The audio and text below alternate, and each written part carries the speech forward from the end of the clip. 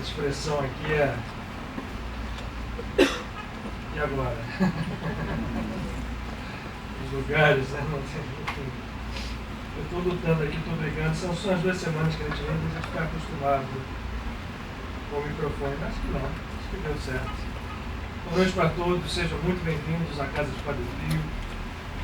Todos vocês, especialmente os que estão conosco pela primeira vez. Sempre os há. E eu, depois de 2 semanas, vou ter estado aqui diretamente com vocês, estou de volta. E é bom que a gente explique. Primeiro eu quero agradecer a Rose e ao Marcelo. A Rose, eu estou vendo ela aqui, o Marcelo não estou, pelos trabalhos que fizeram nessa ausência da gente nas 2 últimas segundas-feiras. E queria dizer para vocês que esse ano, que nós ainda, em verdade, não começamos de fato, porque esse período que antecede as festas de Carnaval é um período muito cuidadoso em termos de vibração, né, sem nenhum caráter moralista ou dogmático, mas apenas uma constatação factual. Nós sempre tomamos cuidado de dizer que os trabalhos começam no ritmo de atenção. O ritmo de atenção, ele parte de dentro de nós, sempre, como qualquer coisa que a gente movimenta, é o olhar para dentro que vale. E, portanto, nós estamos começando os trabalhos esse ano nesse ritmo, mas já assim com um anúncio para vocês. Na verdade, a partir de agora, e esse mês foram até 2 vezes, eu, uma segunda-feira ao mês, sem marcação de tempo, de data, quando será ou quando não será, isso vai acontecer na própria semana, vocês vão ser avisados. Um outro companheiro, uma companheira nossa, vão estar aqui falando. Isso era um desejo já de longa data, pessoal meu, por orientação dos nossos amigos espirituais. A gente terá aqui com vocês conversando, como a gente fala, isso não é uma palestra, isso é uma conversa, isso é um aprendizado conjunto. É um trabalho espiritual, que sempre deverá ser entendido assim. Nós pretendemos também convidar algumas pessoas de expressão dentro dessa busca de espiritualidade que se espalha pela humanidade de tantas formas, de tantos jeitos, mas que são na verdade, espelho e manifestações múltiplas da mesma unidade. Então a gente pretende que estejam aqui sempre, ao menos uma segunda-feira por mês, outros companheiros falando para vocês como foi o trabalho feito pela Rose, como foi o trabalho feito pelo Marcelo, e a gente viu como isso rende frutos, como foram belos os frutos espirituais de todos esses 2 trabalhos e como serão certamente os frutos espirituais dos trabalhos que virão ao longo desse ano. É um ano, ninguém precisa, né, explicar novamente, é um ano que requer um estado interior de atenção. Novamente eu estou repetindo essa palavra, mas no sentido espiritual profundo, sem medo algum, de atenção, porque estamos prestes a dar, como humanidade, um salto. O salto vai ser dado. Para onde esse salto vai ser dado é que ainda estamos em meio a mexer forças, a encontrar movimentos para que o salto seja para frente e para o alto, em toda a plenitude. Certamente será. E cada um de nós, sem exceção de nenhum, estejamos encarnados ou estejamos desencarnados, é participante ativo desse movimento, desse salto. Então, é um ano que traz grandes promessas espirituais, se nós soubermos enxergá-las assim. E não é consolo, nem consolação, nem esconder sol com peneira. É efetivamente um ano de promessas e de realizações espirituais, se nós soubermos enxergar, perceber e realizar. E realizar significa saber receber e saber doar. Tendo a coragem de muitas vezes doar primeiro, para depois receber. Como a gente cantou aqui há pouco na música, que reflete a oração desse luminar que está sempre conosco, Francisco de Assis. O Otton está aqui, eu vou pedir que ele venha ler o texto. E hoje, eu acho que eu não tenho aviso. Tem aviso para dar? Ah, sim. Nós estaremos, as pessoas que estejam interessadas a já algumas certamente inscritas, a participar do nosso grupo de desenvolvimento da santidade, vulga educação mediúnica. É verdade, o grupo tem as siglas GDS, Grupo de Desenvolvimento da Santidade, porque não se pode admitir um médium que queira educar a sua mediunidade que não tenha o objetivo interior de se transformar num verdadeiro santo. Não é santo de pau oco, nem santo de altar. Esse não, a gente não quer não. A gente quer o santo no sentido da palavra, sano, integral, inteiro, vivo. Alguém por completo manifesto. Esses são os santos que nos interessam, esses são os santos que nos fala, por exemplo, para Paramahansa Yogananda, ao explicar outros santos mestres que passam pela terra. Esse grupo busca isso. E a gente não pode querer menos do que isso. Vamos ter cuidado com aquilo que queremos. Se a gente quiser pouco demais, vamos encontrar um pouco demais à nossa frente. Aliás, essa tem sido a tônica das nossas vidas. Em sentido plural e em sentido individual. Para quem acredita em reencarnação, temos querido pouco demais. Ou às vezes pensamos que queremos muito, e esse muito é nada. E, portanto, esse grupo vai abrir vagas. As pessoas que estejam interessadas, já algumas, procurem a Cláudia, para que a gente possa rapidamente, a partir do próximo encontro, nós resolvemos não cindir o grupo em dois ainda. Vamos ver quem vai chegar, vamos ver quem vai estar, vamos segurar esse... já tem bastante gente fazendo, vamos ver quem vem. Em princípio não, pode ser até que essa decisão mude, mas vamos ver as pessoas que estejam interessadas. Quem quiser saber como se processa o trabalho, quais são as condições, procure a Cláudia, ela vai estar disponível depois do nosso encontro.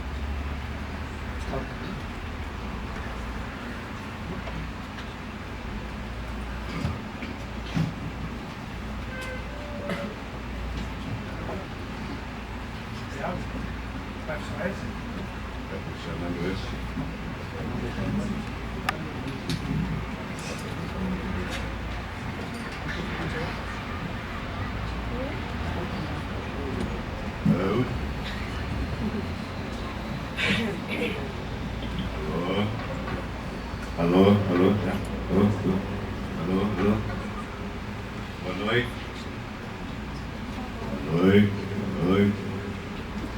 Bonito, reserva. Agora está. Boa noite.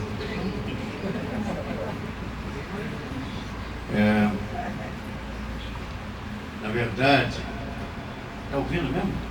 É que não tem retorno, tem retorno. Olha só, estou incomodado com vocês em pé ali atrás. Lá embaixo tem uma sala com telão. Se vocês quiserem ficar aqui mesmo, a gente se ajeita aqui, sei lá, pelo chão, dá uma passagem, na hora que alguém passar, você levanta. Mas o tempo inteiro em pé. Desculpa, Arthur. Por isso que os doutores falam assim. Boa noite, tal. Depois de 2 semanas, toda vez que eu chegava aqui, eu tinha uma frustração que o Luiz não estava. Eu tinha trazido alguma coisa e aí a Rose falou, mas eu não tenho essa ligação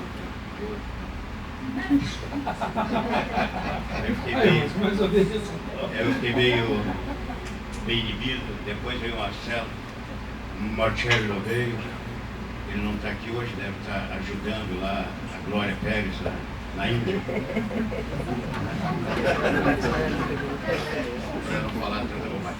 Agora o negócio é o seguinte, eu quero avisar vocês que a próxima novela, das 7, Caras e Bocas, vai tocar um assunto muito importante, que é a Cabala. Eu não sei como é que vai ser, mas... Se for nos mesmos moldes que essa aqui, a gente começa a ficar preocupado. Tem que ficar um pouco preocupado.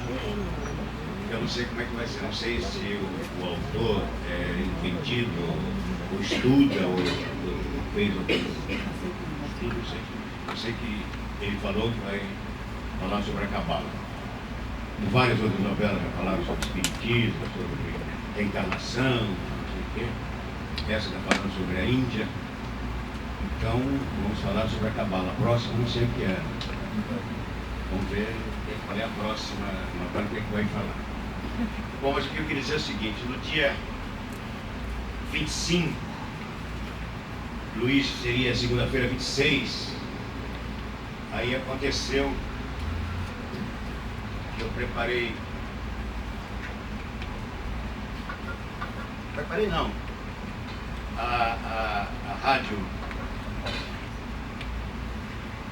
católica tinha falado que não iria falar durante muito tempo, está em greve, em jejum, porque enquanto discordar do que está acontecendo por aí, que aliás eu não sei se vocês leram domingo no Globo um artigo do Hans Tink, que ele diz que o Papa ofendeu os muçulmanos e ofendeu os judeus.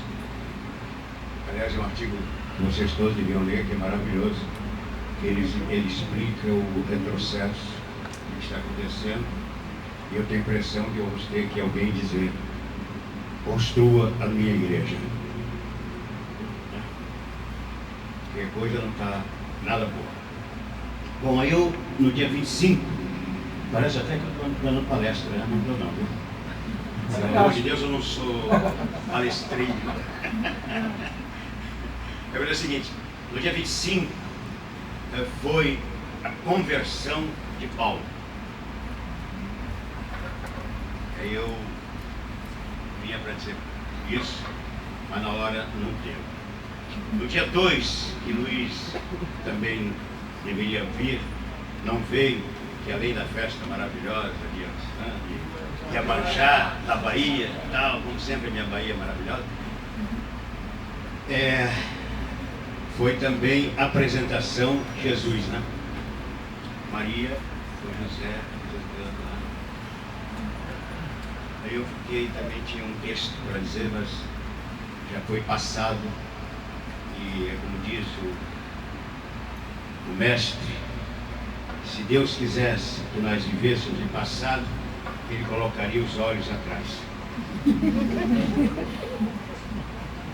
Os olhos na frente, justamente para você pensar, para ver na tua frente e ver o futuro. Atrás você viveria de passado. Então, eu estou numa dúvida, não sei se eu leio, tem dois contos indianos aqui, eu não sei qual dos dois eu leio, os dois são lindíssimos. Eu acho que eu vou ler esse dos pássaros. Um conto que chama-se A Parábola dos Dois Pássaros, em indiano. Viu?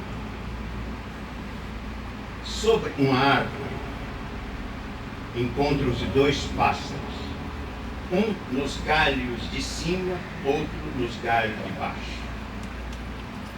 O que se encontra no alto está calmo e majestoso.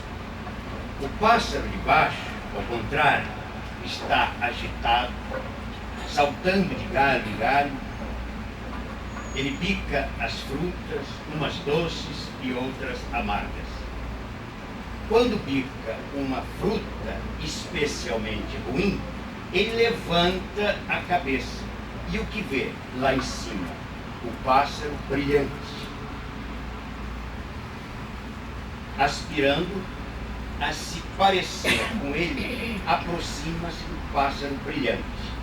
Depois, esquecendo-se de que seu desejo, volta a brincar com as frutas e as doces e amargas. Quando um sofrimento mais imenso o atinge, ele levanta a cabeça e contempla novamente o pássaro imperturbável que está acima de alegrias e de sofrimentos. E assim continua a escalada até que o pássaro que estava embaixo se aproxima do outro, fulgurante. Ao chegar bem perto, ele descobre que sua própria plumagem se transforma e começa a brilhar. quanto mais sobe, mais sente o corpo se desenvolver e se fundir na luz. Então, de repente, ele compreende que o pássaro... Vocês às vezes não pensem que é muita coisa, não. Eu tenho que ler com letra muito grande, por isso que as páginas ficam muito várias páginas. O pássaro que se encaminhava em posição inferior não era diferente do pássaro que se encontrava mais em cima. Ele era como sua sombra, um reflexo do real. Seu erro fora não reconhecer que por todo o tempo a essência do pássaro de cima era a sua. Depois de uma pequena pausa, o mestre continuou.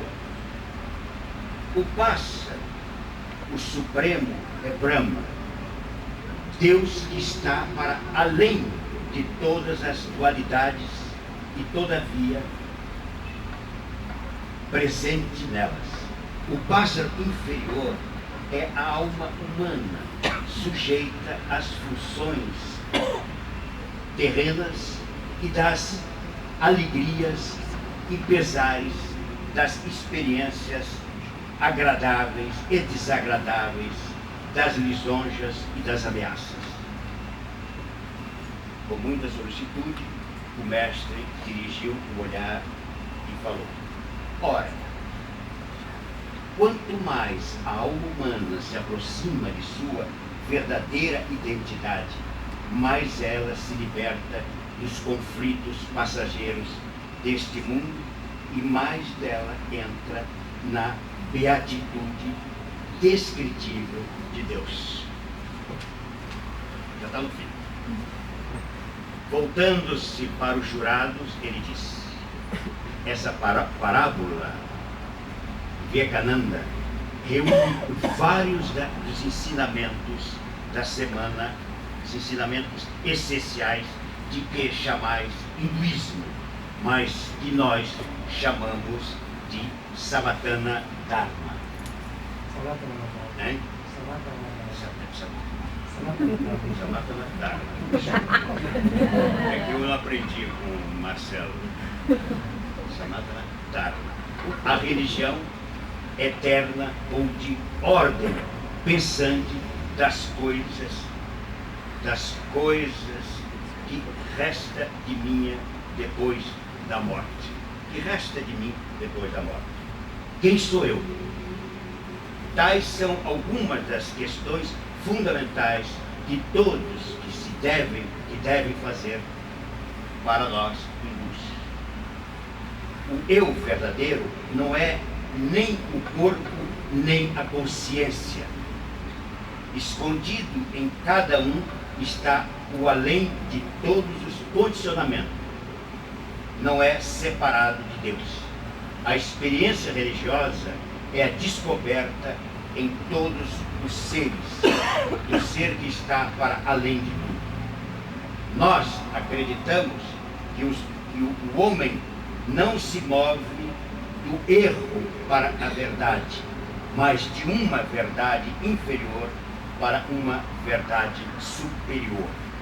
É por isso que todas as religiões têm seu valor, porque todas, do fetichismo mais simples ao misticismo mais elaborado, buscam realizar o infinito. No dia 19, estão vendo que eu estou voltando atrás, né? Acho que eu estou com os olhos nas costas. Eu li aqui de um franciscano que estava depois da missa. Ele falou como é que ele poderia mandar que vocês fossem, que todos fossem em paz, se tinha isso, tinha várias situações perigosas lá fora. E eu, naquela formação, esqueci de dizer a oração que ele fez depois, antes que as pessoas saíssem, que se chama para situações de perigo.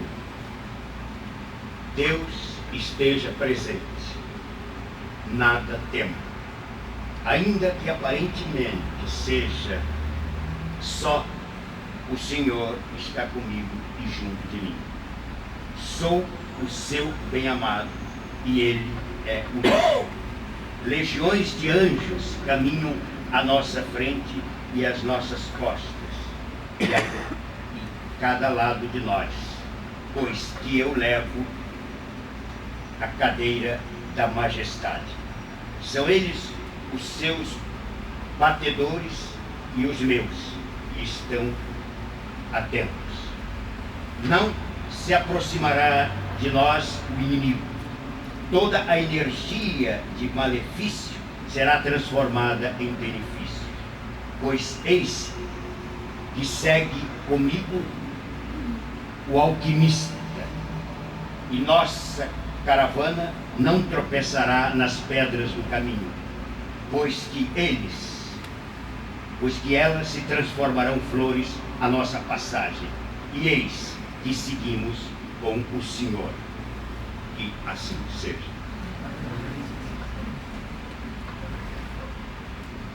E como o Luiz está falando sempre sobre o lado feminino de Deus,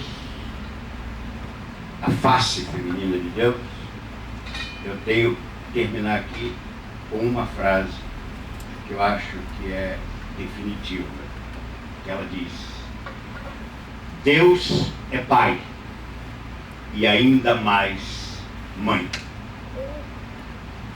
João Paulo I, Papa.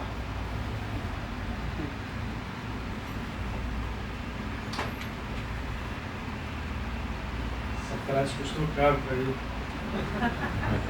Aliás, eu não sei nem se a palavra dessa expressão é essa, não custou, porque o espírito de grandeza que é esse que ele chamou na terra João Paulo I, não há custos caros ou baratos, né? Isso já está realizado. E realmente essa frase foi lapidada e foi 15 dias antes de ele desencarnar. Uma expressão bastante viva que nós temos buscado entender aqui, realizar aqui, não só nós, como todos aqueles que buscam a verdadeira espiritualidade, em que escola seja. Otton, é muito interessante, sempre muito interessante, a gente repete isso aqui insistentemente, de que nós não somos mais do que instrumentos dos nossos amigos espirituais, e eles são também instrumentos de outros tantos. Isso tudo se resume numa grande unidade. É importante que a gente seja sempre bom entendedor para isso, né? Que a origem de tudo não está em nós, enquanto egos, mas que a origem de tudo está em nós, quando um toma conta da nossa consciência e realiza o nosso ser. E aqui, nessa busca, nós estamos nesse perpétuo intercambiar ou buscar o intercambiar com os nossos amigos espirituais. E quando o Otton traz um texto, eu jamais, tem sempre gente de primeira vez, então vocês me desculpem, os que já ouviram tantas outras vezes. Quando o Otton traz um texto, eu jamais digo para ele antes, eu não sei o que ele vai trazer, e muitas vezes eu tampouco sei aquilo que vou falar aqui. Eu procuro, muitas vezes como hoje, escolher um tema, trabalhar sobre ele como foi feito, mas quando o Otton vem e faz a leitura, você não precisa mais nada, basta esse diálogo e essa parábola dos dois pássaros, como foi o diálogo entre Sri Ramakrishna e seu discípulo predileto, Swami Vivekananda, que foi um daqueles que no século XIX foi uma das pontas de lança da espiritualidade, que usou esse grande século, que foi o século XIX, para instalar na consciência humana, aos poucos, em todos os campos, em todos os níveis, boa nova, ou boas novas, para que pudéssemos, se tivéssemos, e ainda há tempo de ter, coração entendedor, olhos entendedores, poder sorver essa realidade e utilizar isto na nossa vida como fator de transformação. Essa leitura e essa parábola, que falam dos dois pássaros, quando um vai ascendendo, vai descobrindo que ele e o outro são uma coisa só, e na verdade era apenas uma imagem, é algo que perfeitamente concebido, e era perfeitamente concebido no Oriente, em várias escolas. O hinduísmo, aquilo que é chamado hinduísmo, quem tem ouvido o Marcelo vai compreendendo que o hinduísmo, como a gente concebe a religião, não existe, ou seja na Kabbalah, ou seja em qualquer, mesmo na passagem de Jesus sobre o planeta. Essa foi sempre a grande mensagem, e vem pelo campo da mística e da religião. E quando falado assim, nessa simplicidade, não nos é necessário mais nada. Basta a gente se atirar de cabeça e realizar isso com rapidez em nossas vidas. Semana passada, o Marcelo aqui falou o tempo inteiro de entregarmos a Deus tudo. E esse entregar a Deus tem que ser entendido não como entregar a um Deus que está fora, mas entregar a este pássaro que projeta em nós essa sombra. A sombra somos nós. É o nosso ego manifesto nesses níveis inferiores da vida. Temos que buscar essa realidade suprema, e isso é entregar as coisas, é fazer as coisas embebido em Deus, mergulhado em Deus, para Deus. Nós vamos conseguir isso. Aí quando eu ouço Otton, eu penso, puxa vida, tudo a ver com aquilo que eu pretendia falar, e toma um ar de uma forma tão simples, que às vezes eu me pergunto, vale a pena a gente estender os assuntos além dessa simplicidade tão direta, tão objetiva, tão requisitando a nossa capacidade de vivê-la intensamente, porque é isso que importa. O resto não importa tanto, e a gente poderia até ousar dizer, não importa quase nada, mas eu acho que vale sim, ao menos um pouco. E agora eu quero recordar aquelas pessoas que estão conosco desde a Gávea. Lá eu costumava fazer mais do que eu vou tentar fazer hoje aqui. Certamente. E aí eu vejo nos rostos, né, das pessoas que não estavam conosco lá, mas alguns que estavam, quando a gente entrava nessa seara, eu via diversos tipos de reação. Acho que a gente podia resumir em duas. Gostavam ou não gostavam, achavam um saco ou achavam fantástico, em vários níveis de gradação. E a gente fez isso muito lá. E muitos dos que estão conosco hoje aqui sabem disso, ficaram por isso.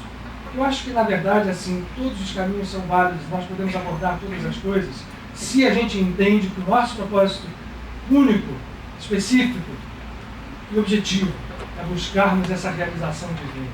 Sem isso, todas as coisas são superficiais, todas as coisas são apenas adornos, não são essência. Mas eu vim preparado para isso hoje, e o Otton traz uma contraface fantástica para que fique como uma espécie de imagem gravada na nossa consciência antes que nós comecemos a entrar no que vamos entrar hoje aqui, que é abordar a mesma coisa sobre outra linguagem. Mas eu acho que tem um valor, sim, principalmente para nós, que vivemos no Ocidente, que temos uma educação ocidental, e que vivemos mergulhados em dúvidas, em incertezas, e essas dúvidas e incertezas nos fazem cair nas armadilhas do ego. Eu acho que vale trabalhar sobre isso. Então, vamos juntos. Eu já peço desculpas aqui por qualquer excesso. Se os excessos acontecerem, vocês estão, por favor, requisitados a se manifestarem, mas nós vamos, eu acho que a gente atinge. Eu volto ao século XIX. Esse século que trouxe o Vivekananda, que trouxe o Yogananda, que trouxe Santa Teresinha de Jesus, que trouxe Beethoven, que trouxe... eu vou ficar aqui, eu ficaria talvez alguns minutos falando nomes de seres que usaram o século XIX como porta de entrada para vir à face do mundo e nos trazer luzes que brilham de diversas formas, como um grande caleidoscópio. E que hoje, passado mais de um século depois do século XIX, porque esse movimento entrou pelo século XX e se transformou nas portas do século XXI, como nós estamos, em algo, assim, agora acho que palpável e realizável para a humanidade inteira, e de uma forma muito linda, porque expressa em diversas linguagens. E hoje nós vamos falar de uma delas, sem mais delongas, porque na verdade vamos falar sobre oração no final. Eu espero conseguir. Algum de vocês já leu essa revista aqui? Dessa semana. Veja, a revista mais lida semanal do Brasil, que traz na capa a foto de um dos grandes missionários do século XIX. Ninguém duvida nem questiona que Sir Charles Darwin, né, esse velho de barbas longas aqui, cientista de grande poder, ninguém duvida que ele tenha realizado uma obra fundamental para o nosso entendimento. O século XIX ele tem uma peculiaridade interessante e paradoxal em alguns momentos. Como ele foi um momento em que a ciência finalmente foi se desvinculando da religião. Quando a gente fala de ciência e religião, vamos entender o Ocidente, o mundo ocidental, e principalmente a Europa e as Américas, mas sempre mais falando da Europa. O Ocidente se desvinculou até o momento culminante, quando em 1870 o Vaticano teve que proclamar a infalibilidade do Papa, porque as ciências avançavam por todos os lados, derrubando os dogmas religiosos que havia naquele momento, principalmente no Ocidente chamado cristão. Nesse momento, pois, então, cientistas de todos os matizes apareceram, com características humanas intensas e com obras muito específicas. Entre eles, Darwin apareceu. E a sua obra é um marco fundamental para o entendimento da raça humana sobre as suas origens. Ninguém vai dar aula de teoria das espécies aqui hoje, não. Tá? Todo mundo sabe, mais ou menos, o que Darwin, nos seus estudos, concluiu e publicou nesse livro, especificamente, que é considerado um dos livros mais importantes da história da humanidade, propondo uma teoria evolutiva em que as espécies e a vida surgiriam de seres menos evoluídos e caminhariam numa árvore evolutiva de diversos ramos em direção a um sentido cada vez mais complexo, e que um desses ramos evolutivos teria dado origem à nossa espécie, o Homo sapiens. Aqui na revista tem muita coisa ilustrativa, falando que uma das coisas que a gente pensa errado: o homem não é, e certo é isso, o homem não é filho do macaco, nem evoluiu a partir do macaco. Nós somos ramos paralelos de uma mesma origem comum. As duas espécies são caminhos paralelos. Ora, essa posição fortaleceu uma das características que houve no século XIX, que era um extremo materialismo em certas áreas da ciência. Para esses cientistas, e entre eles estava incluído Charles Darwin, a matéria começava a realizar o seu triunfo sobre as crendices, o misticismo que eram próprios da religião. A religião e os seus conceitos, o espírito, estavam fadados a desaparecer. Charles Darwin, apesar do seu grande trabalho, como Sigmund Freud e outros tantos, que realizaram grandes trabalhos de altíssima envergadura, era materialista. E trouxe dentro da sua teoria um conceito chamado de seleção natural. O que dizia Darwin? Em uma linha: as espécies evoluem a partir de agregação de características por mutações genéticas, e essas características se tornam boas ou más no ambiente em que elas estão para a sua sobrevivência. Se boas, a espécie continua e vai evoluindo.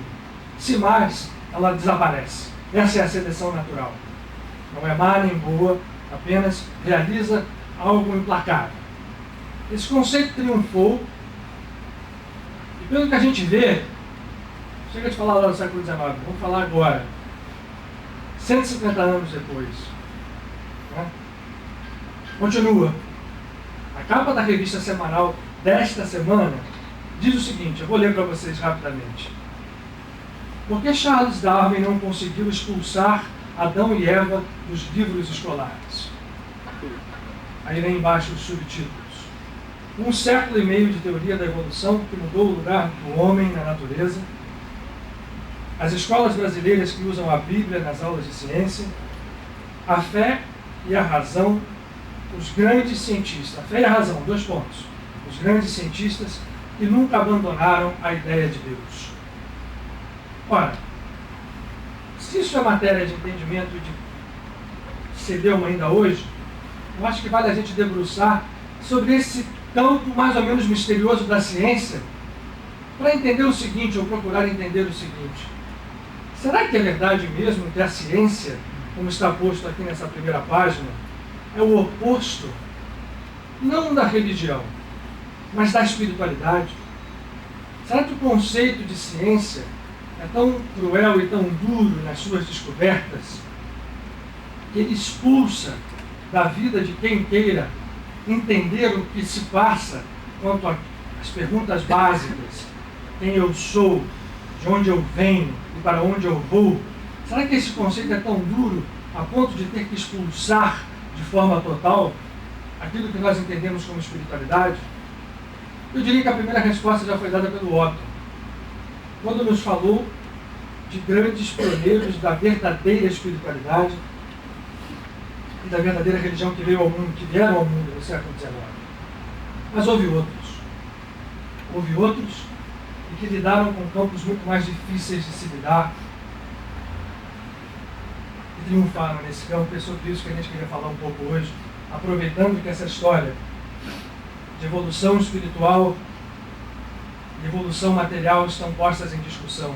Se há alguma semelhança, se há algum caminho de encontro entre esses dois conceitos e se há forma de nós entendermos por caminhos científicos não só a espiritualidade, mas como a conexão e o sentido. Eu vou usar uma palavra dupla agora propositalmente, no sentido do sentido da vida. Há outros mensageiros, há outros grandes nomes do século XIX. E aí que eu brinquei essa história toda no começo, para falar de uma coisa que arrepia muita gente aqui, mas eu espero ser feliz para não precisar arrepiar ninguém. Eu vou escrever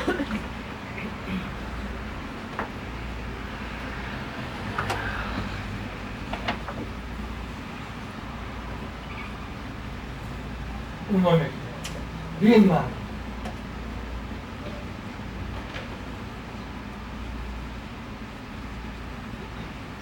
Esse é o nome de um matemático alemão.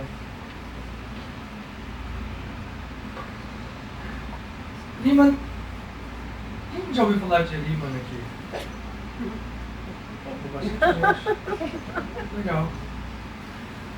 É ótimo que alguns tenham ouvido falar, mas a gente vai procurar simplificar porque nós conhecemos muito pouco e deveríamos entender mais a respeito dos trabalhos de pessoas, de missionários como Riemann, como Kurt Gödel e outros tantos que desbravaram caminhos muito difíceis para nós, mas que deixaram com clareza sinais de que o mundo é muito mais do que nós imaginamos perceber.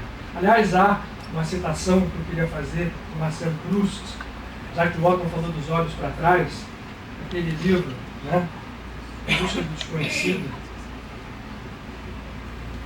em que ele fala que os grandes desbravamentos e as grandes viagens não são buscas desenfreadas de paisagens, mas sim buscas de novos olhos. Nós vamos tentar fazer hoje aqui é encontrar novos olhos e ver, não novas paisagens, mas uma paisagem que sempre esteve ali.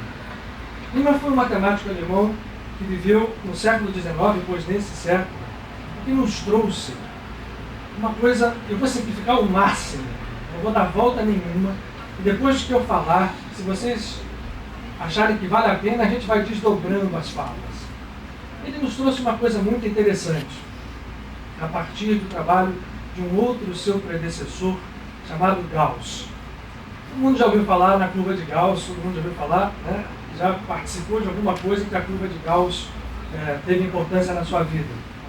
Riemann foi discípulo de Gauss, na Universidade de Göttingen, na Alemanha, e ele descobriu uma coisa muito importante que nos aponta para um sentido espiritual da vida no campo árido da matemática. O que descobriu Riemann de tão importante assim, e que nos leva a essa reverência pela vida? Ele descobriu uma coisa que nós vamos nomear aqui, de uma forma simplificada, como as superfícies interpenetrantes.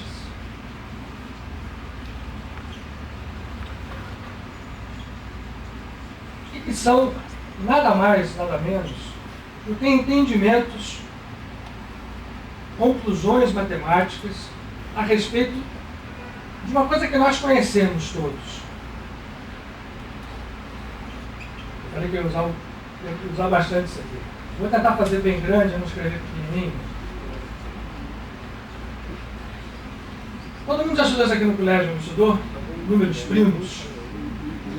Quem que fez aqui, né, que se lembra das fatorações, de encontrar os fatores primos? Né? Todo número é resultado da multiplicação de um ou mais números primos. Quem que lembra da definição de números primos?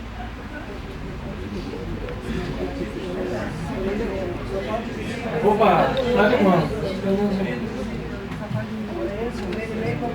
Os números que são divisíveis apenas, é boa palavra, por si mesmos e pela unidade. Não há como eu pegar um número primo e fazer a metade dele ser números inteiros. Esses números primos, que são engraçados e parecem para nós, sempre fascinaram os matemáticos ao longo das eras. Eles estão, quer ver, olha, 1, 3, 5, 7, 11, 17, 19. Aqui são todos números primos. E a gente vai andando para frente e existem, você tem a teoria dos números da matemática toda é formada em cima de conceitos que surgiram a partir do entendimento, ou não, de que esses números primos pudessem ser infinitos ou não, e se eles poderiam ter ou não algum fator de importância a não serem peculiares e engraçados, divididos por eles mesmos apenas ou pela unidade. Há números primos hoje com supercomputadores que vão à casa dos sextilhões. E continua-se com a evolução da computação a se fazer cálculos e achando mais números primos. O que o Riemann, não só ele, mas ele tem uma coisa fundamental, descobriu.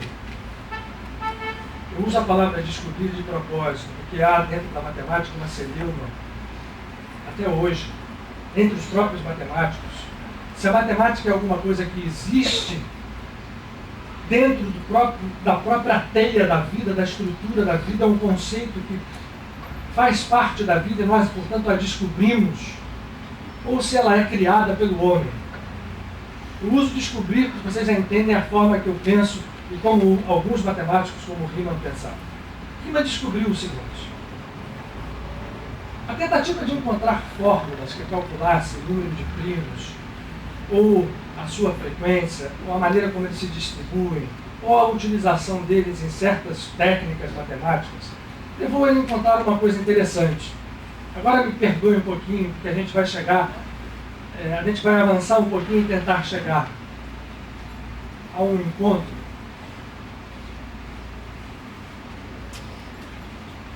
Antes de tudo, o nosso amigo Riemann usou um outro conceito chamado de números imaginários. Não se assustem, por favor. Eu prometo para vocês que isso aqui tem tudo a ver com espiritualidade. Rapidamente falando dos números imaginários, são números usados pela ciência que surgiram da nossa incapacidade de fazer certos tipos de cálculos, de perceber certos resultados em paredes que a gente encontrava na matemática.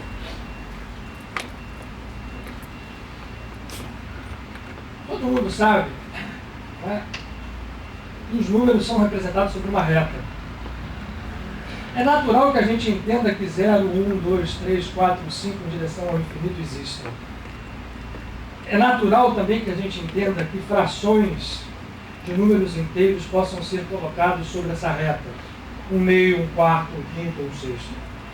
É natural que a gente entenda que possam aparecer aqui números sobre essa reta que, apesar de não perfeitamente localizados, a gente entende que eles estejam ali. Como, por exemplo, o número π, 3,14, 18, 16, como o número natural neperiano de Euler é 2,178. Apesar de não serem precisos, o π está aqui um pouquinho entre o 3 e o 4. Não está em nenhum nem dois, mas a gente sabe que eles existem aqui. Essa reta, do 0 para frente, do 0 para trás, com os números inteiros, fracionários e racionais, é chamada reta dos números reais. Acontece que existem algumas equações matemáticas que chegam a resultados finais, como por exemplo esse aqui, ó. Raiz quadrada de menos 1. Não havia solução possível na matemática até um determinado momento para esse tipo de equação, porque para ser alguma coisa raiz quadrada, nós temos que ter um resultado positivo. Eu não consigo ter um número dentro da reta dos reais compatível que multiplicado ou que elevado a uma potência, melhor dizendo, chegasse a um resultado que no final das contas fosse menos 1. Isso aqui fez com que os matemáticos brigassem, pensassem muitos anos, até que um deles, esse que eu já falei aqui, Gauss, veio com uma proposição. Agora que eu começo a falar, olha que coisa fantástica. Um belo dia, um sujeito que era um crânio na matemática, chamado Gauss, desde pequeno, parou para pensar, falou assim, essa raiz quadrada de menos 1 tem que ter uma resposta. Deixa eu pensar uma coisa aqui para ver se dá certo. Aí, ele disse assim, vamos deixar essa reta aqui, de números reais, quieta. Com todas as suas marcas, vamos marcar só os inteiros, tá? Vai dar certinho, você não vai passar da hora. Vamos marcar só os inteiros. E vamos imaginar que os resultados de raízes quadradas de números negativos, tais como menos 1, estivessem num outro universo em que eu poderia representar esse universo na forma de primeiro traçar um eixo perpendicular a essa reta de números reais e gravasse aqui marcações também em números inteiros e desse a essa reta o nome de reta dos números imaginários. E aqui, por exemplo, seria 1i, 2i, 3i, 4i para baixo, também negativos. E que a raiz quadrada de menos 1 seria o resultado da interação do número real 1 com o número imaginário ou com o pré-número imaginário 1i. O cara pensou isso um dia. Deve ter sido uma iluminação superior absurda de vida. E aí começou a estruturar. Era um matemático. Começou a tentar. Como é que são os números imaginários? Eles estão sempre colocados num plano e representados como coordenadas euclidianas. Esse, por exemplo, aqui, que está sobre o 2, está sobre o 3i, como 2 mais 3i. Simples assim. Vamos parar por aqui. O conceito que a gente precisa entender é o seguinte. A partir dessa conjectura de Gauss, depois da conjectura ele conseguiu matematicamente provar, ele percebeu um universo que estava colocado numa situação em que os números reais, todos conhecidos, inteiros, frações, raízes, π, né, o número natural de Euler, todos eles interagiam com este universo imaginário e todos os números seriam representados por coordenadas. Soma, né, se eu somasse lá 2i mais 2i, 2 mais 2i, eu somaria um número que se colocaria aqui, o avanço para cá. Todo esse universo aqui, perpendicular à reta de números reais, em todos os seus quadrantes, passou a ser o universo dos números imaginários. Por simplificar ainda mais, ou encurtar ainda mais. Isso aqui poderia ser só uma curiosidade matemática. E fruto da cabeça de um matemático maluco. Só que, depois que Gauss percebeu isso, estruturou e mostrou que os números imaginários poderiam não ser só concebíveis como reais e operativos, a partir daí, a nossa vida mudou. Só para que a gente entenda, graças aos números imaginários, e a esse universo aparentemente maluco, um avião levanta voo, que um chip de computador se posiciona lá dentro e recebe as bilhões e trilhões de interações de elétrons que usa. A ferramenta dos números imaginários se mostrou muito mais que uma ferramenta. Se mostrou muito mais do que isso. Se mostrou base de cálculo para que nós entendêssemos a realidade como ela é. Mas por que eu falei dos primos? Eu falei dos números imaginários. Eu vou falar agora em homenagem ao Maurício em música. O Riemann, que foi aluno do Gauss, com a ferramenta de números imaginários na mão, começou a pensar algumas coisas mais intensas. A procurar entender se esse universo de números imaginários tinha a ver com o universo dos números primos, que estava ali naquela reta ali de baixo. Ele foi vendo ao longo da sua caminhada que não só tinha a ver, como tinha muito a ver. E esse muito a ver era muito mais a ver do que parecia. E juntando, e não cabe a gente aqui explicar porquê, em equações matemáticas, os conceitos e as concepções do universo de números imaginários com os números primos, ele chegou a algo que abriu a boca da ciência, e eu certamente eu não entendo como esses avanços ainda trafegam não só em circuitos tão muito fechados, como não são entendidos na plenitude de luz que eles trazem dentro deles. O Riemann percebeu nessa tentativa de ligação dos números imaginários que havia alguma coisa interessante ali em jogo.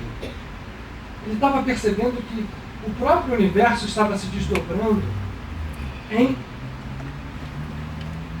revelando os seus segredos enquanto ele caminhava com a sua matemática. Na busca dos números primos, das suas funções, das suas interações, ele traçou o que a gente chama das superfícies de Riemann.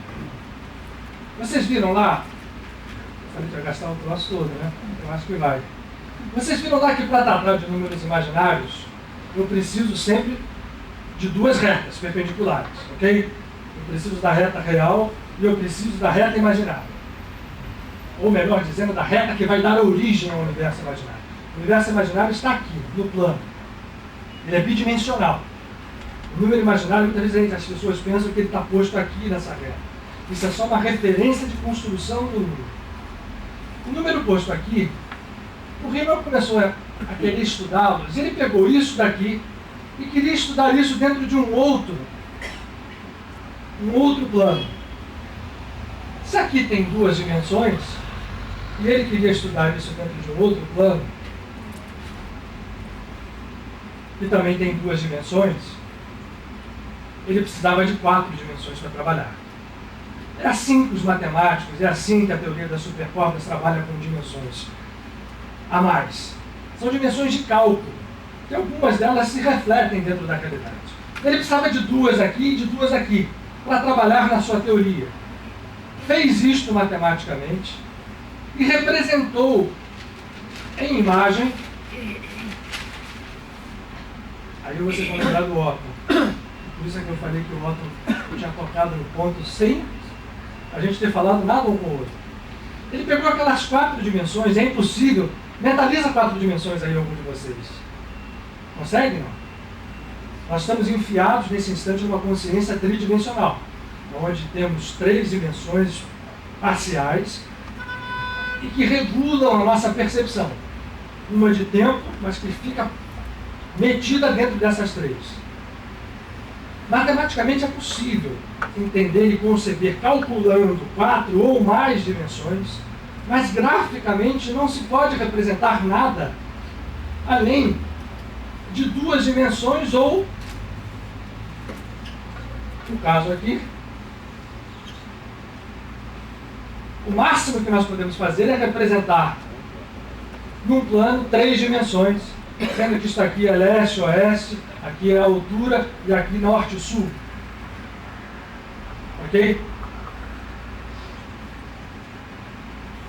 E aqui é a altura.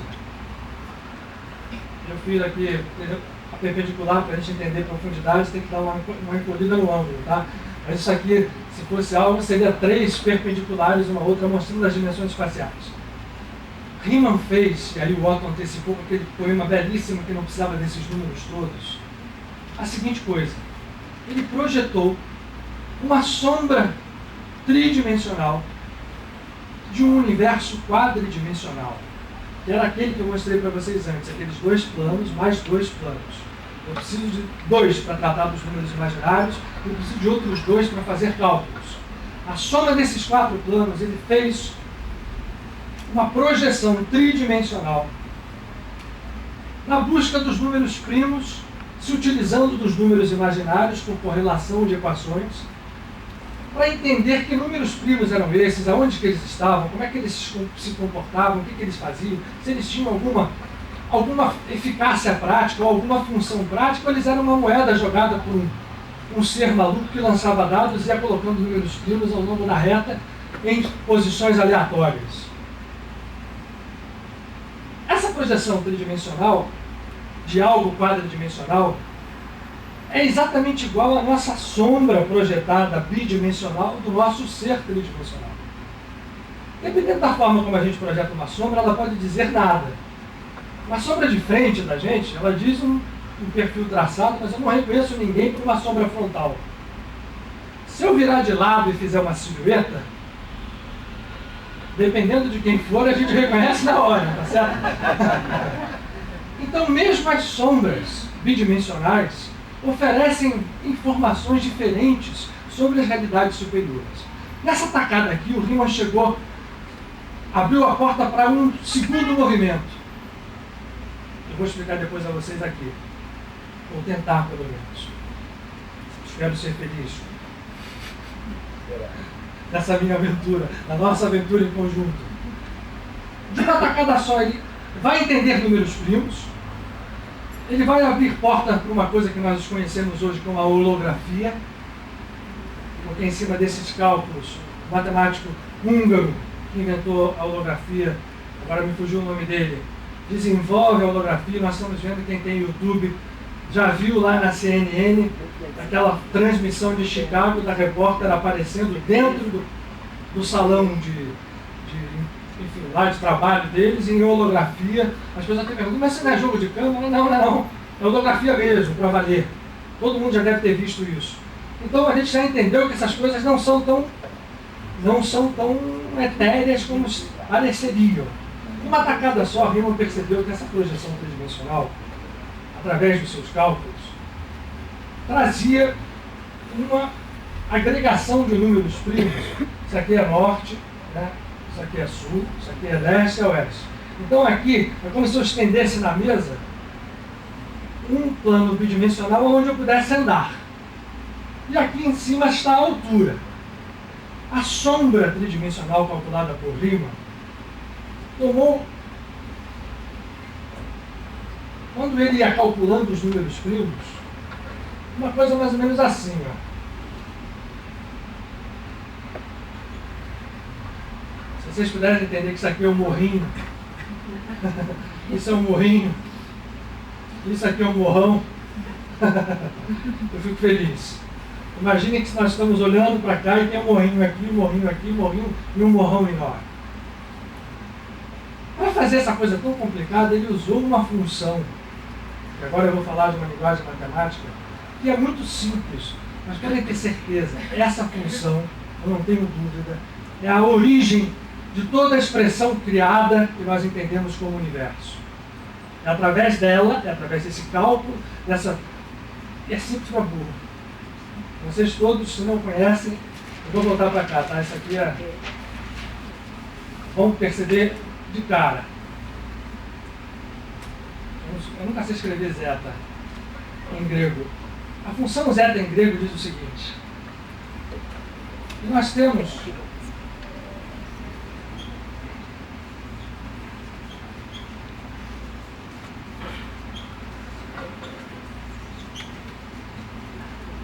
uma soma, uma sequência de soma, em que os recíprocos dos números inteiros, recíproco é a fração, é elevado a uma potência x, e x pode ser de 1 até o infinito. Essa função tão bobinha, essa sequência de soma de frações, quando eu vou fazendo e realizando o cálculo, isso divertiu os matemáticos antes do computador, quando x é igual a 1, como eu pus aqui, então aqui eu boto 1, 1, fica assim, 1 mais 1/2, mais 1/3, mais 1/4, mais 1/5, e vai embora. Quando x é igual a 1, isso aqui espirala naquele quadro lá de alturas até o infinito.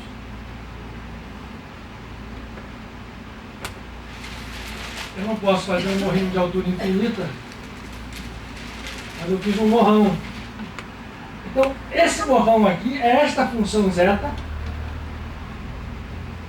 com x igual a 1, isso aqui é a altura infinita, só que com uma diferença. Os números que estão ali embaixo, em vez de serem os naturais, são os nossos amigos números imaginários. Quando Riemann usou os números imaginários, substituindo os números naturais, então em vez de 2, 3 é 1 mais i, 1 mais 2, 2 mais i, 3 mais i, e por aí diante, e outros números imaginários, ele chega à percepção daquele morrão, e esse morrão, ele depois faz um cálculo entendendo que todos aqueles números assinalam. Tem que voltar para lá de novo. Vocês entenderam o que é essa função zeta? É uma bobagem, né? É somar fração. Ah, uma coisa importante, só para que a gente entenda. Se eu mudo esse número aqui, não vai dar infinito sempre não, tá? Se eu passo para x igual a 2, já muda. Se eu passo para x igual a 2, eu vou ter os quadrados. A soma dos quadrados nos recíprocos. E esse vai ser o número que vai repousar no número finito. Lembra que a gente brincou aqui que os infinitos não são tão infinitos quanto parecem? Há infinitos menores do que o outro? A soma, os fatores são infinitos, mas o resultado não é. Ele para lá num número. Só de curiosidade, o Riemann descobriu que quando é 2, dá isso aqui, ó. Quando são os quadrados, né? Quando eleva ao quadrado aqui, dá 1/6 de π ao quadrado. Para aqui. A soma converge para ali e os números todos vão convergir para 1/6 de π ao quadrado. Isso é só curiosidade, tá? Para a gente ver o que estamos falando quando a gente fala de matemática. O que o Riemann descobriu? Vocês viram que esses morrinhos têm pontos que eles encostam aqui? Nesse plano do chão? Aqui que está o mais importante da nossa história. A gente andou para chegar aqui. Riemann descobriu que esses zeros, como ele chama, da função zeta em números imaginários, assinalam a posição de primos em quantidades que se desdobram de números primos, dependendo da análise matemática que se faça, ao longo da reta de números reais. Isso se tornou primeiro uma forma de calcular quantos primos existem. Foi a primeira coisa que surgiu. Riemann, quando descobriu isso, percebeu uma outra coisa. Se ele pegasse esses zeros aqui, tirasse eles do plano e fizesse um outro gráfico, gente, eu tenho certeza que vocês no final não vão sair com raiva de mim. Se ele fizesse um outro gráfico, lembra daqueles zeros ali do chão? Pegasse aquilo, tirasse e botasse num outro gráfico de duas retas, todos os zeros, ou o ponto em que o morro toca o chão, isso tem uma ligação fundamental com os números primos, todos estão numa reta mística, assim é chamado pelos matemáticos até hoje, que está marcado aqui não é número real, não é nada, é um gráfico de números imaginários, sempre, estão numa reta mística posicionada sobre a marca meio. Todos aqueles pontos que estão no chão. Um dia nós vamos ter um PowerPoint aqui maravilhoso, que vai fazer as imagens irem e voltarem, não vou precisar disso aqui. Vou voltar para vocês. Todos esses pontos que estão aqui no chão desse plano norte, sul, leste, oeste, chamados zeros da função zeta, se eles forem colocados numa outra concepção de gráfico, o papel não está colaborando. Os zeros estão todos aqui. Isso aqui até hoje não foi provado matematicamente, como o teorema de Fermat não tinha sido provado até 10 anos atrás. Se chama-se da conjectura de Riemann. Hoje a gente sabe que isso é quase verdade, as provas no caráter matemático do que seja uma prova ainda não aconteceram, mas as evidências são absurdas. Olha, pra vocês terem uma ideia, todos caem aqui. Aí começou o pessoal a ficar assim, pô, essa matemática, todos os zeros caem em cima dessa reta, essa chamada reta mística. Não cai no 1, não cai, não tem nenhum número. Os computadores hoje já calcularam. Tem uma comparação que se faz. Se essa reta fosse cumprida e chegasse na estrela Vega, que está a 100 anos-luz da Terra, os computadores já calcularam todos os zeros dessa função zeta e todos estão sobre esta reta mística de Riemann. Aí, Riemann foi embora e começaram outros matemáticos a olhar em cima disso. Outros tantos matemáticos. E a gente sempre brinca na matemática, matemática é igual aquele cara que vai virando as coisas, igual a sombra para ver vários lados. E para encurtar mesmo, para valer, encurtar a conclusão, tornando a história bem curta. Um dos matemáticos que olhou isto depois, percebeu o seguinte, e aí que está o fato surpreendente dessa história. Eu só tenho uma folha, então agora eu vou trabalhar extremamente poupador. As árvores agradecem. Esse matemático começou a perceber o seguinte: a disposição desses zeros nessa reta, começou a se tentar cálculo estatístico para ver se a distribuição era aleatória, se estava ali ao acaso, se ela corria de alguma forma. E eles começaram a perceber que não tinha nada de acaso. E a distribuição era aleatória, mas de uma forma muito estranha. Muito menos aleatória do que parecia, e muito mais vinculada a uma outra teoria que foi surgir só na década de 70. Depois se viu que Riemann tinha antecipado isso em quase 100 anos, a chamada teoria do caos, ou da complexidade. Havia um padrão dentro dessa lotação, ou dessa presença dos zeros sobre a reta de Riemann, a reta mística de Riemann. Quando os caras começaram a perceber isso, começaram a olhar, até que um dia um matemático americano que tinha estudado na Inglaterra, conversando com um físico, mostrou que ele tinha chegado a um cálculo frustrante. Ele tinha tentado tratar esses números de uma forma que levasse a chegar ao padrão, e tinha percebido que esse padrão na curva ele apresentava uma subida e depois quase que um platô, mostrando que aqueles números ficavam muito regulares. Quando ele mostrou isso para o físico, o cara quase caiu para trás. Ele disse o seguinte: peraí, mostra esse cálculo aqui. Vamos fazer isso junto, vamos olhar. Bom, os dois chegaram à seguinte iluminação. A reta de Riemann,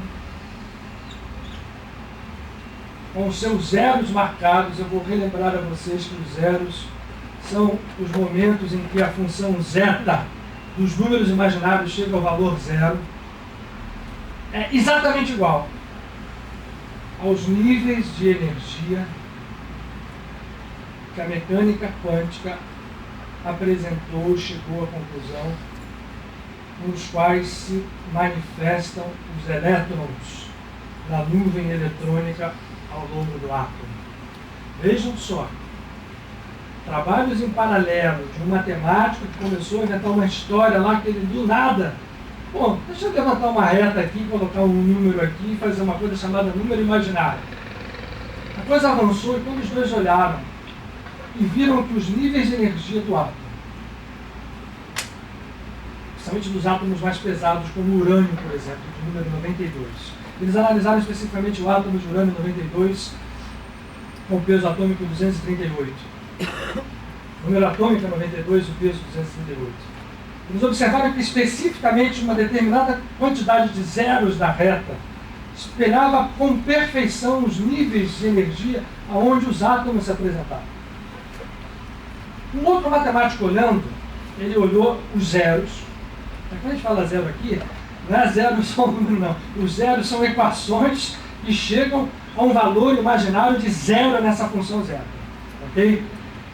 Quando eles olharam isso aqui, o outro percebeu o seguinte: caramba, eu analisando esses zeros, isso aqui está me parecendo as séries harmônicas de Fourier.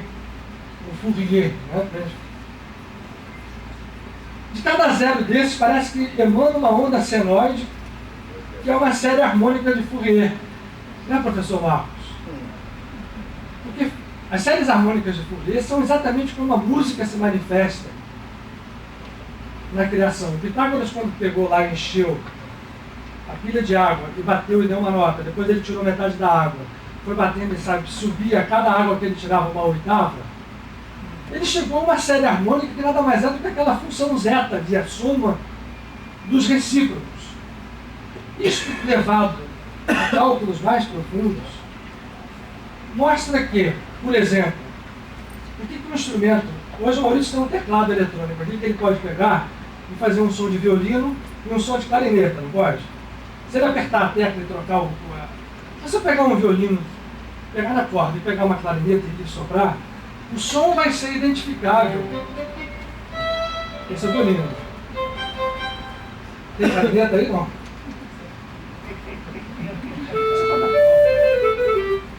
O som é bem diferente, não é? Sabe por que é diferente? Quando eu faço violino, eu tenho uma série harmônica, uma soma daquelas, de todos os números em sequência. Um meio, mais um terço, mais um quarto, mais um quinto. Porque quando eu dou uma nota, eu nunca dou uma nota pura. Só o diapasão faz, em determinado momento, uma nota pura. Quando eu faço um instrumento soar, eu soo a nota e vários dos seus harmônicos. Um violino é uma série harmônica, pois, por isso que esse nome apareceu, de frações somadas uma a uma. A clarineta são só os ímpares, um terço, mais um quinto, mais um sétimo. As funções são diferentes. No violino é isso, na clarineta é mais ou menos assim. O cara que olhou os números, os zeros da função zeta, falou assim: isso aqui está parecendo uma série harmônica. E pior, ou melhor, uma série harmônica de números primos. Então, peraí, os números primos emitem séries harmônicas que se posicionam no mundo material como os níveis de energia onde caminham os elétrons da nuvem eletrônica. É aí, portanto, que se faz uma brincadeira na ciência de que um átomo hoje não pode mais ser visto como um sistema solar onde tem um núcleo, aquela história toda girando em volta. Ele pode ser e deve ser visto muito mais como um tambor. Quando eu bato num tambor, eu tenho uma mistura de vibrações de tal forma, em tal interação com o meio, que você não consegue identificar nota nenhuma. Você bate e tem um ruído característico, que é mais o ritmo, aquele barulho bum, bum, bum, que é as somas das frequências harmônicas e o ambiente, a pressão e o tamanho. Esse processo de o átomo parecer mais um tambor do que um sistema solar é intimamente relacionado a essa percepção de que os zeros e zetas são os níveis de energia do átomo à volta do núcleo, e depois se chegou, e hoje já se sabe, que o próprio núcleo tem os seus níveis de energia que podem ser identificados com funções zeta, que são usadas nas séries de Fourier pelos mecânicos, pelos físicos quânticos, ainda hoje, para se avançar como tem se avançado dentro da ciência. Mas o que me interessa aqui é aquilo que o Otton falou. A gente entendeu, ou começou a entender, ou me parece que muitas pessoas na ciência não querem entender a beleza da criação e, ao mesmo tempo, a imaterialidade da criação. Se a gente entende que um conceito matemático se espelha naquilo que nós chamamos de mundo real, mas que esse conceito matemático dos zeros, né? Agora deixa eu voltar lá. Vamos ver se eu acho. Então essa aqui é a reta mística. e aqui é a função zeta, e aqui está o gráfico. Se esses zeros aparecem numa projeção tridimensional de uma realidade quadridimensional, será que a gente não pode deduzir que a realidade física é uma projeção tridimensional de realidades quadridimensionais ou superiores? Porque depois que Riemann passou pelo mundo, a matemática das supercordas já levou à frente esses cálculos em complexidade bem maior, e a gente sabe que as supercordas e outras teorias em paralelo trabalham com multidimensões, além de 3, 4, 5, 6, em 11 dimensões, ou 10 mais uma. Aí a gente começa a fazer paralelos entre o que a gente chama de realidade e os níveis superiores, que na verdade são a origem dessa realidade, que de realidade só tem o fato de que ela deve ser subordinada à realidade superior. O zero só aparece quando eu projeto a quadridimensão no plano tridimensional, mas esse zero ao mesmo tempo gera séries harmônicas a partir de números primos que fazem surgir os níveis de energia onde os átomos caminham,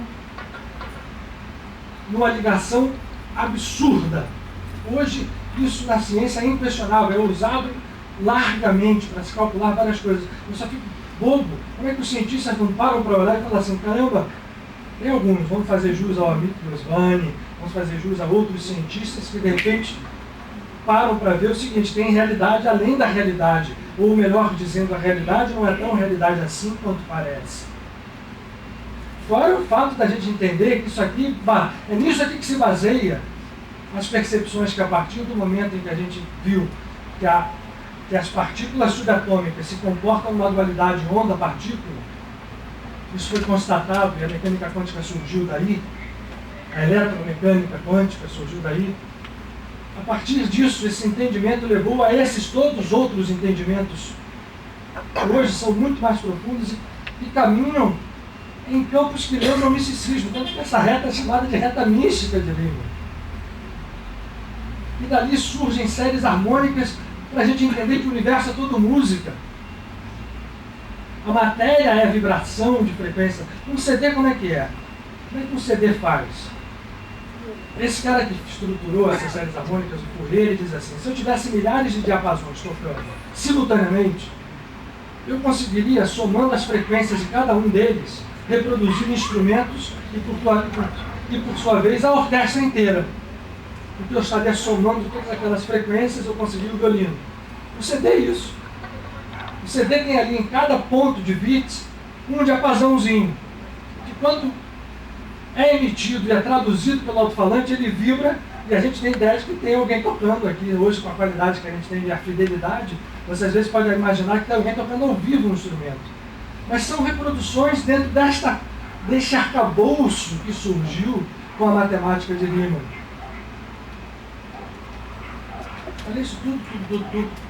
E a gente tem 15 minutinhos ainda, pelo meu relógio aqui, a gente acaba 9h30. Só tem o braço levantado.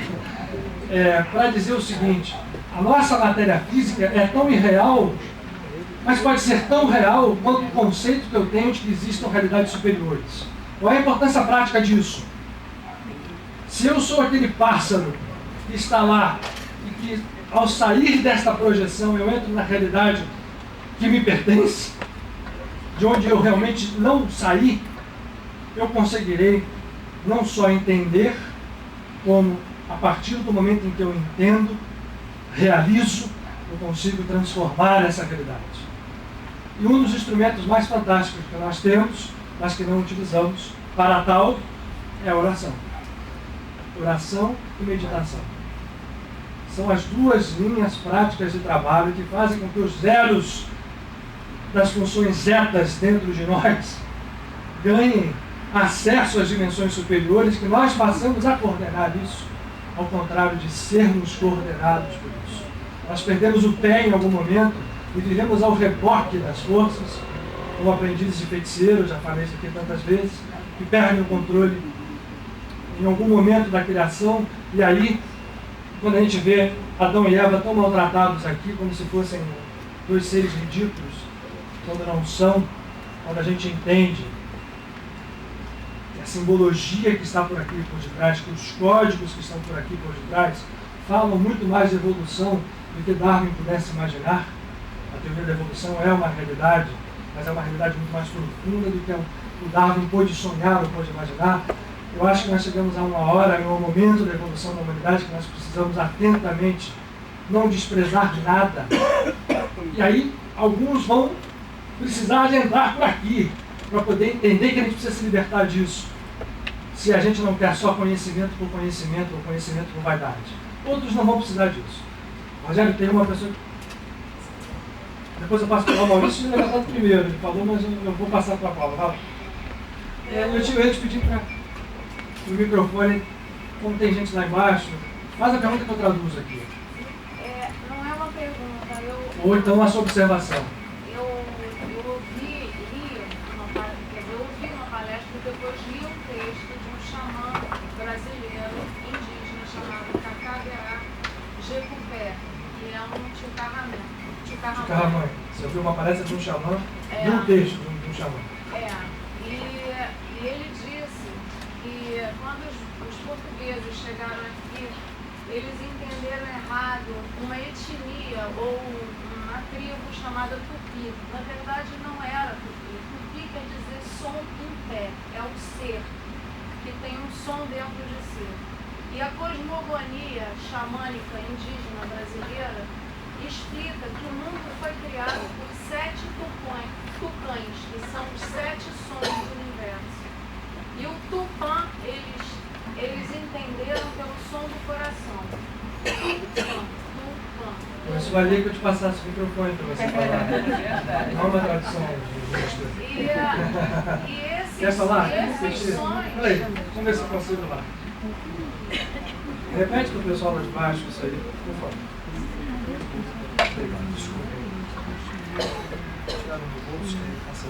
Essa tua palestra fez uma ligação, um link com uma palestra de um xamã indígena brasileiro que eu ouvi e li um texto dele. O nome dele é Cacaverá Jecupé. Ele é um Chucarramã, um índio brasileiro que inclusive estudou sociologia para poder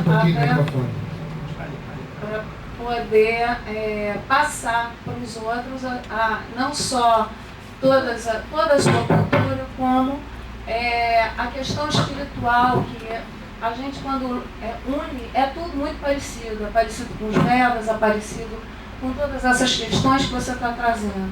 E uma das coisas interessantes que ele disse é que na cosmogonia xamânica indígena brasileira, o mundo foi criado por 7 tupãs, os 7 sons do universo, que eles entenderam ouvindo o som do coração, tupã, tupã.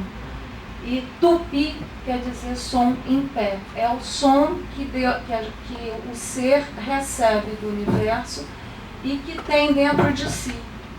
E eles, inclusive, eles fazem mantras dos sons das vogais do seu nome e batendo com o pé no chão, que são como se fosse o tambor da terra, do som que entra de cima e de baixo. Eu achei muito bonito, porque quando você fez isso, eu comecei a me lembrar dele, quando você fez essa... É interessante. Muito bom. Muito bem, acho que faz todo sentido para a gente entender o que a gente está buscando aqui, o que a gente busca aqui na casa. Esse é o Rogério. A minha sim. Eu queria só saber se a meditação seria uma outra ferramenta, se é que a gente pode mensurar o nível. Você caracterizou a oração como a ferramenta principal, a meditação estaria no mesmo nível da oração? Eu acho que eu vou repetir então. É exatamente esse binômio, oração e meditação. Entendendo a oração muito mais como um estado, eu também gosto da seguinte expressão: meditar é escutar a divindade, é escutar o som, a manifestação. Aliás, tem várias coisas nessa história. Os primos fazem uma música, que essa música foi traduzida, inclusive tem gente que faz a música mesmo, a música das frequências dos números primos. Pega todas as frequências matemáticas, faz série harmônica, transforma isso em música, e sabe o que sai? uma coisa parecida com aquilo que o Yogananda chama do som do Om. Grave, profundo, um ruído branco e bastante profundo. Então, a meditação a gente escuta, a oração a gente fala, mas quando fala, deve falar nesse estado de consciência que nos ergue, que nos põe em contato com a divindade. Não é, oração não é um petitório pura e simplesmente. Né? É algo muito mais profundo que isso, mas a meditação e ela são irmãs gêmeas. E são as ferramentas práticas que nos cabe utilizar. Isso, como você está me falando, eu fiz 2 livros. Um é uma pergunta que eu me lembrei. Lembra a vida de Pitágoras? Ele falava que, eu vi, que ele captava a música das esferas e que a partir... É esse processo. E que com isso ele curava as pessoas, porque ele captava o som da pessoa e tirava a pessoa das doenças. Esse processo. Outra coisa, aquilo que ela falou do xamã, eu achei interessante, que há uns 30 anos atrás veio aqui no Rio de Janeiro um psiquiatra argentino chamado Dr. Benanzon, que estava fazendo estudos sobre música eletrônica na Argentina. E ele veio dar uma palestra num conservatório de música. E ele estava fazendo estudos assim, colocando os batimentos cardíacos para esquizofrênicos, eles desenhavam tudo dissociado. E com o som dos batimentos cardíacos, ele observou que os esquizofrênicos se integravam. Acho que tem a ver com aquilo que ela falou e tem a ver com o som primordial, não? Certamente que sim. Aí eu já posso afirmar, mas quando você está me falando, a percepção que eu tenho é por aí mesmo. Você tem nós estamos em frequências primordiais, o coração em ritmo é algo que marca um passo de vida. Certamente. Maurício? Você está falando aí? Quer dizer, nós somos, as 3 dimensões aqui, uma sombra de nós mesmos. Nós mesmos, cada plano acima projeta uma sombra no plano de baixo. Quem veio aqui, são abordagens que pode ser escola a escola, e todas elas estarão lá com essa mesma. Quem esteve aqui no sábado viu o Mário Meir falar dos 5 níveis de alma. Na Kabbalah, que começa da Yehidá, da Hayada, Neshamada, Ruach e da Nefesh. Esses 5 níveis de alma são 5 dimensões, mas a gente sabe que além dessas 5, existem outras tantas. E por aí a gente vai, é isso mesmo. Quer dizer, nós somos sombras projetadas. E, portanto, quando eu às vezes brinco quando as pessoas falam assim, isso tudo é irreal. Não é? A gente tende a captar as coisas irreais como inexistentes. Não é. Porque aí quando a gente fala disso, aí é esquizofrenia, porque se é irreal, eu estou vivendo algo que é real para buscar o real. O irreal, quando os místicos falam das diversas escolas, é no sentido de que não é a realidade em função de algo superior que é, e assim por diante. Quer dizer, algo é sempre real em função de outra coisa mais real do que aquilo. Então, por isso que eu brinco aqui, o Roberto, quando fala do curso em milagres, as realidades parciais, né? E são as irrealidades que a gente vive, inclusive a física, não são irrealidades no sentido de que é maluquice, é um troço. Não, são irrealidades no sentido de que são sombras projetadas, mas uma sombra ainda assim, uma sombra tem algum tipo de essência. E na verdade a essência é a mesma. Na verdade tudo é um. Então, mesmo a matéria mais densa, que é sombra projetada de realidades hiperdimensionais da matéria, ainda assim ela tem que ser tratada por nós. Não pode ser desprezada. Eu tenho que partir de lá. Quando eu tenho oração, quando a gente fala de oração, é um dom natural do ser humano orar. E aí, quando eu começo a orar, eu tenho que orar com tudo, inclusive com o meu cérebro físico. E hoje a gente já sabe que o cérebro físico, os estudos neurofisiológicos já mostram as modificações que acontecem no cérebro físico, quando a gente entra em estados de meditação, em estados de oração. Então, não é para desprezar, pelo contrário, é para trabalhar a partir dali e acender. Até para depois você poder trafegar entre um e outro, sem essa cisão que a gente tem, e a cisão é que nos faz mal. Né? Quer dizer, a cisão é que gera o ego. Cisão entre aspas, tá? Jamais houve ou haverá cisão alguma. A gente que pensa. Bom. algo, quer dizer, é ali que a gente tem a capacidade de mudar. Acho que de mudar toda essa equação, né? Quer dizer, é o aqui, quer dizer, quanto não é tão irreal, você falou, não seja inexistente. Porque a presença aqui, o estar, a ação, a necessidade de tudo, é que dá a capacidade de você transcender. Claro. Você transcende e você vai ganhando. Agora, deixa eu só brincar um pouquinho com vocês. Uma última informação. Essa eu não queria deixar de dar. Eu queria que a nossa oração final partisse do nem noite nem dia. Depois deixa o Maurício fazer. Você escolhe pela tua impressão, mas o nem noite nem dia, eu lembro quando passou essa letra pra gente, a noite e o dia são dualidades. Quando essa letra fala nem noite nem dia, é porque o nosso estado tem que projetar algo onde não há noite nem dia, porque é algo maior do que a noite e do que o próprio dia. Então, essa música fala muito, eu acho que ela pode espelhar nosso estado de comunhão, de alegria, para sairmos daqui recebendo aquilo que estamos recebendo dos nossos amigos espirituais. Eles não param de trabalhar, a gente fica matraqueando aqui e eles ficam trabalhando. Enquanto ele está matraqueando, eles estão trabalhando. Tem gente aqui com nomes, temos nós, temos nossos familiares que estão recebendo e por aí vai. Mas eu não posso deixar de brincar com uma coisa com vocês.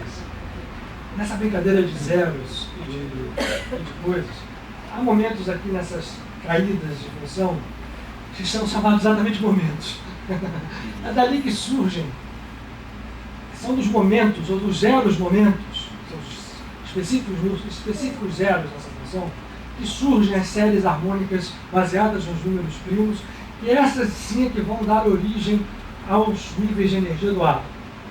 Então estão relacionadas especificamente com a natureza conforme nós a entendemos criada.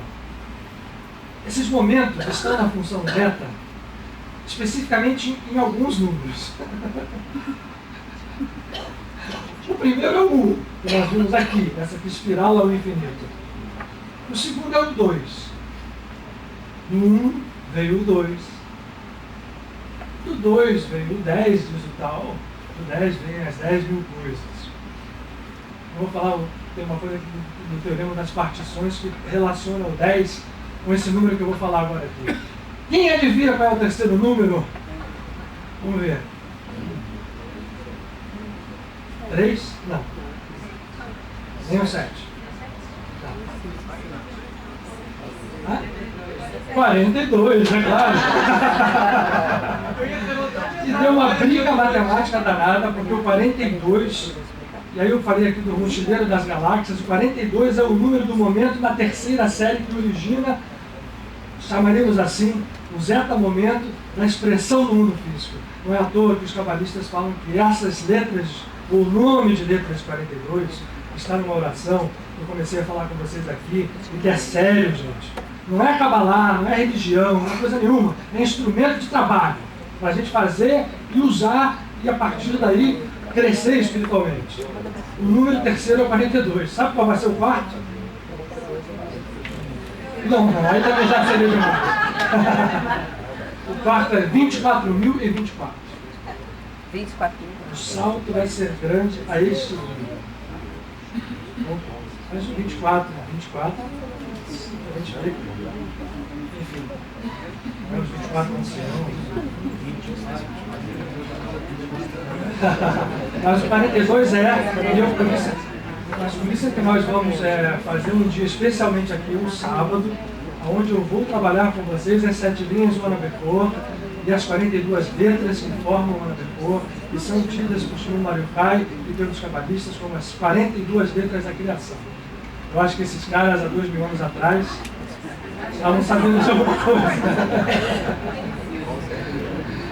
Então não vamos jogar fora achando que seja bobagem. Claro que a afinidade é afinidade. Então, como a gente vai falar aqui, falamos aqui até de uma percepção nativa brasileira, veja como as coisas são uma só, né? E são mesmo.